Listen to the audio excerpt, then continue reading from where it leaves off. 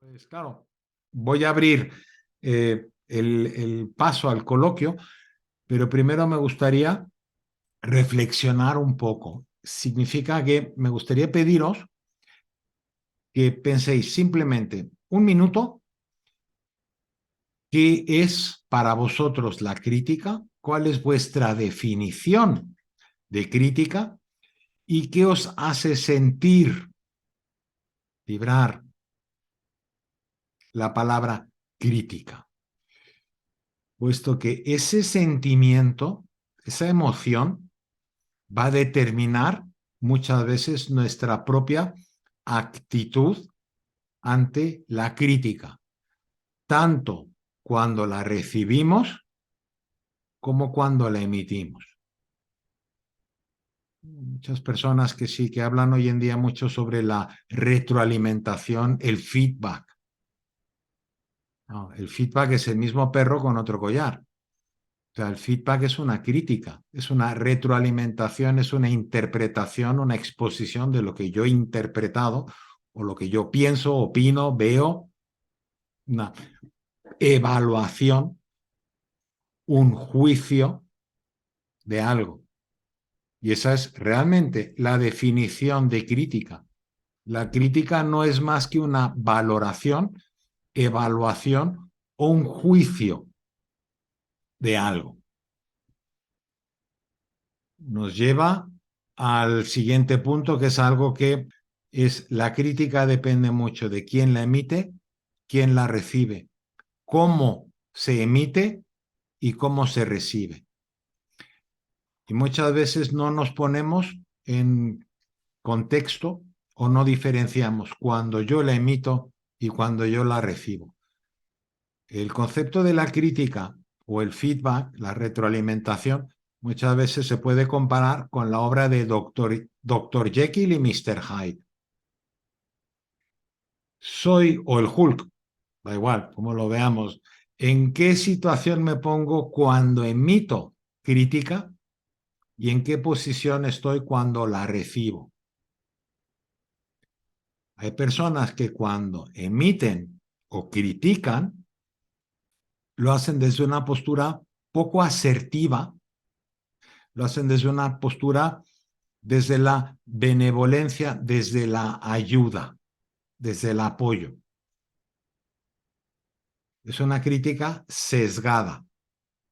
Otras personas lo hacen desde la perspectiva, desde el punto de vista del Mr. Hyde o desde el Hulk, que arrasan con todo simplemente porque no están de acuerdo con algo y lo critican, con lo cual no están criticando la acción en sí o aquello sobre el cual damos esa retroalimentación, sino están criticando, cuestionando, que ya no es lo mismo, enjuiciando, que no es valorar, están enjuiciando a la otra persona.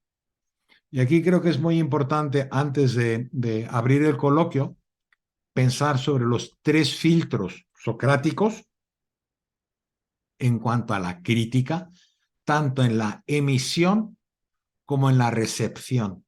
Y son la verdad, la bondad y la utilidad. Si investigáis o miráis un poco sobre cómo dar retroalimentación, sin entrar ahora en lo que es la asertividad, todo el mundo nos dice que sí, que tiene que ser verdadero, que hay que ser bondadosos y que tiene que ser útil.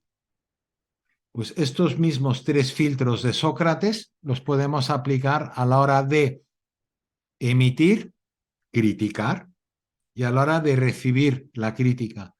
Y me gustaría ampliarlos con los 5 acuerdos toltecas, que creo que también son sumamente importantes y aplicables en cuanto a la crítica, y es: sé impecable con tus palabras, el primer acuerdo tolteca. El segundo, no te tomes nada personal. El tercero, no hagas suposiciones. El cuarto, haz siempre lo máximo o lo mejor que puedas. Y el quinto, libérate y rompe viejos acuerdos que ya no te son de utilidad. Creo que estas 7 estos 7 pequeños párrafos o palabras o conceptos, si los aplicamos tanto a la emisión de crítica como a la recepción, nos harán cambiar nuestra actitud hacia la crítica. Y en el momento que cambiamos la actitud hacia la crítica, ha cambiado nuestra perspectiva y con ello el resultado. Nos permite abrirnos a ese concepto que es, nos aleja un poco de el egoísmo. Y es complicado, porque el ser humano es tremendamente yoico. Yoico no es egoísta, yoico es centrado, autorreferenciado. Sin embargo, muchas veces cuando pedimos opinión o cuando pedimos ayuda o cuando queremos ayudar a alguien, lo hacemos para superar esa limitación. Sin crítica no hay crecimiento, no hay mejora. La crítica es una de los motores, quizá, de los catalizadores del cambio, de la mejora y del crecimiento, siempre y cuando la sepamos aplicar, emitir y recibir. Pues esta ha sido la parte teórica, porque realmente en cuanto a la crítica, sí, podríamos hablar qué tipos de crítica hay, deportiva, literaria, artística, etcétera, etcétera, pero bueno, es que no se trata de eso, es quién critica, por qué critica, cuándo critica. Es a quién le gusta que le critiquen, a quién no le gusta que le critiquen.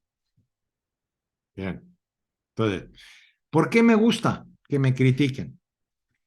Yo personalmente porque lo veo una opción de contraste, contrastar.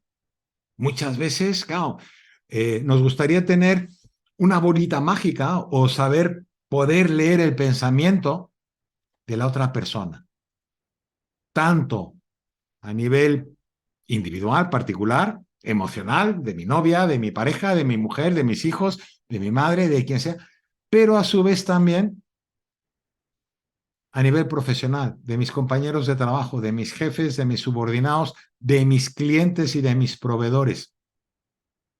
¿Cómo encajamos la crítica? ¿Cómo encajan los demás la crítica? ¿Cómo veis la relación que tienen otras personas con la crítica? No sé si habéis leído el post. Hubo una persona que respondió que a nadie le gusta que le critiquen. Ahí vemos esa postura yoica, ese autorreferenciar. Si a mí no me gusta, no le va a gustar a nadie. Vemos también un poco el saltarse uno de los acuerdos personal. No te lo tomes personal, o sea, si a ti no te gusta está bien, pero no te adueñes de ello.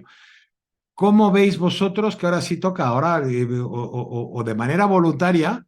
Pues es el último. A ver, quienes no habéis asistido a muchos, os lo habéis perdido, porque en los módulos anteriores, en el anterior también fue un poco más coloquio, menos open class, y en los anteriores siempre fue que se nos quedaba corto un poco el espacio del coloquio, y hoy sí, el de la crítica se presta mucho a ello.